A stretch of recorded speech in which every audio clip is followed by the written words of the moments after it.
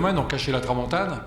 que ce soit le cas de Gruissant ou Saint-Pierre. Je pense qu'on s'en cachait parce que c'était quand même, ça pouvait être un fléau pour le tourisme. Maintenant, on s'aperçoit qu'il y a des orientations touristiques différentes, comme à Le Cat avec le Mondial du Vent, où il y a une réalité commerciale. Gruissant, où il y a un grand rassemblement avec une culture windsurf sur ce défi wind. Et aussi à Saint-Pierre, où il y a une culture kitesurf qui a été montée de toutes pièces il y a quelques années. Donc il y a plusieurs entités qui ont profité des conditions météo qu'on peut avoir dans l'Aude pour organiser des événements différents les uns des autres, mais complémentaires. Donc c'est vrai que c'est une région qui est favorable à la pratique des sports de glisse extrême, comme la planche à voile, comme le kitesurf, le freestyle, la vitesse, la vague quand c'est du marin. Donc il y a tous les ingrédients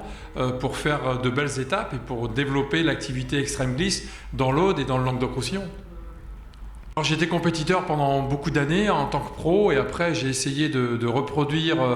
ce que j'ai vécu en tant que sportif professionnel sur des événements comme le Mondial du Vent que j'organise avec Valérie Salle et on essaye avec la commune de Le Cat de faire un événement professionnel. Ensuite à Gruissant où j'ai fait les débuts avec une petite école au départ, ensuite des gens sont venus s'aligner autour de moi et ont pris leur place à un moment donné pour faire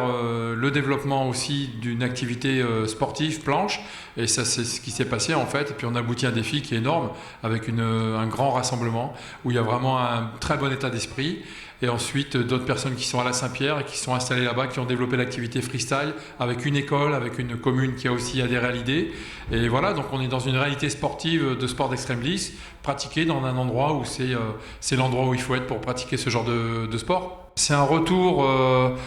des éléments naturels, c'est un retour à la pratique, c'est un partage, c'est une communauté, c'est des affinités, que ce soit dans le kite Mondial du Vent, que ce soit ici à Gruissant dans ce phénomène de rassemblement de planchistes. Il y a vraiment une culture, il y a des affinités, il y a une solidarité, il y a un partage de ce sport qui est assez extrême, on a vu les conditions qu'on a eues ces derniers jours, et il y a un partage du kite aussi dans la région, dans le coin de Saint-Pierre, où on voit que les gens se réunissent et font des grandes choses, je dirais, sur l'événementiel par rapport au reste de la France, où il se passe un peu moins de choses, à part la Bretagne, mais c'est vrai qu'ici, il y a un endroit où il se passe des choses avec des acteurs, avec des organisateurs, avec du vent et des disciples qui viennent partager leur même passion.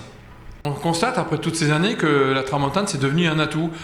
qui est exploité maintenant par ces différentes communes qui croient dans ces sports d'extrême glisse. Et là je pense aussi au Grand Narbonne qui commence à adhérer à cette idée et je pense que c'est une bonne chose. Il y a le rugby qui était là depuis très longtemps, c'est un sport culturel que j'adore aussi, que j'aurais aimé pratiquer également, mais c'est vrai qu'on ne peut pas passer à côté des sports d'extrême glisse comme le kite et la planche à voile dans une région qui est favorable à ces pratiques.